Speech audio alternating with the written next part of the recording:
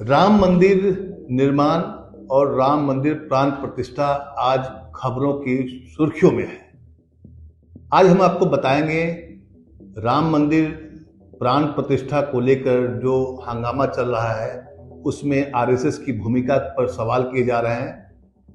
संघ परिवार की एंट्री कब हुई और क्या था सुग्रीव किला की बैठक में वो प्रस्ताव और जिससे कि मंदिर मुक्ति का पहला प्रस्ताव पारित किया गया था। क्या है पूरी कहानी सुग्रीव किला की, आज हम आपको बताएंगे।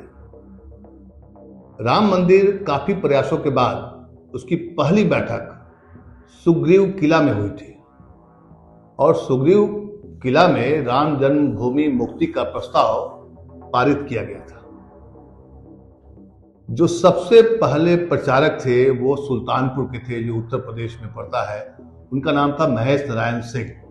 उन्होंने ही अयोध्या पहुंच करके संतों से मिल करके आंदोलन को बड़ा रूप देने की संभावनाएं को तलाशनी शुरू की थी। सुग्रीव किला और महेश नारायण सिंह दोनों का गहरा नाता रहा है। दरअसल दिसंबर 1949 में परिसर में रामलला की मूर्ति मिलने के बाद जो विवाद और मुकदमेबाजी की शुरुआत हुई, उस वक्त विश्व हिंदू परिषद, भाजपा या उसके पूर्ववर्ती जितने भी राजनीतिक दल थे, मतलब उसका जनसंघ का गठन नहीं हुआ था। राष्ट्रीय स्वयंसेवक संघ आरएसएस जरूर हिंदुत्व के सरोकारों पर जन जागरण का काम कर रहा था, लेकिन वैसा रूप देखने को नहीं मिला था।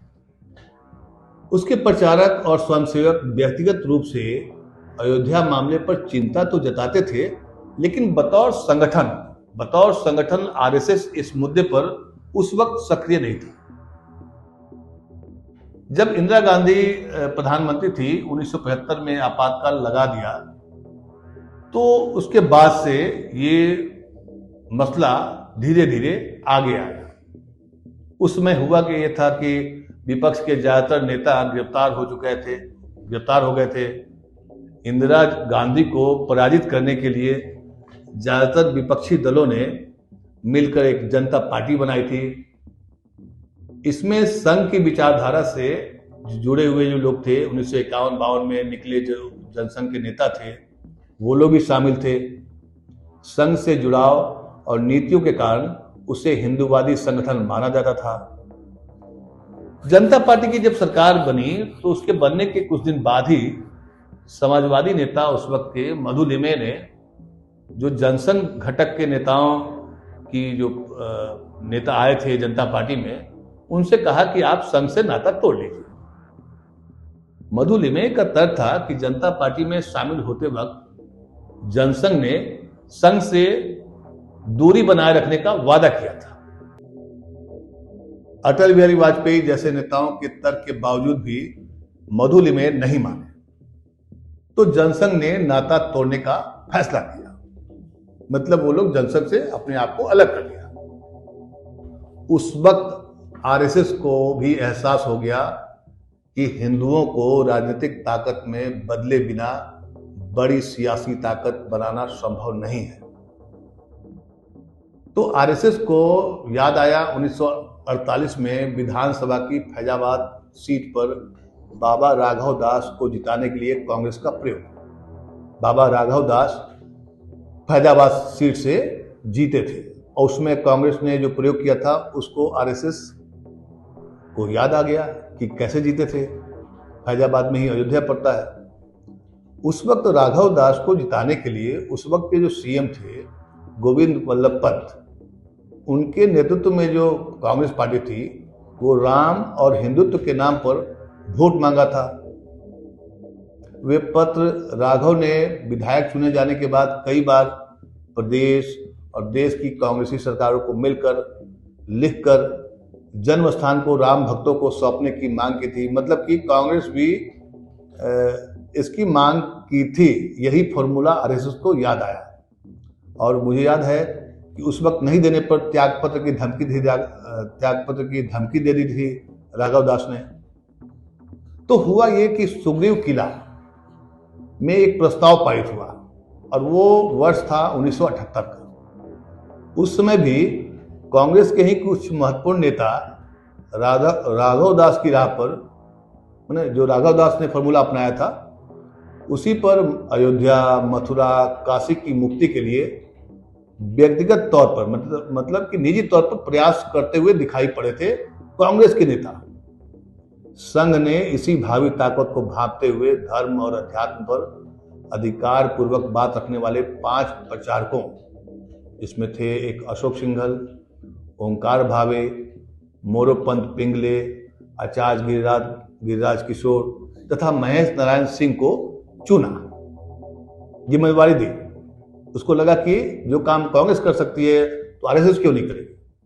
और इन लोगों को राम जन्मभूमि मुक्ति को लेकर के निर्मोही अखाड़ा, दिगंबर अखाड़ा, हिंदू महासभा और गोरक्षा पीठ की साझा कोशिशों की बुनियाद पर हिंदुओं की जन जागरण का खाका खींचने का काम सौंपा गया।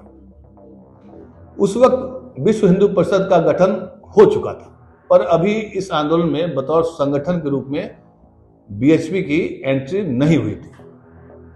तो उस वक्त के जो सबसे पहले स्वयंसेवक थे सुल्तानपुर के थे, उनका नाम था महेश नारायण सिंह।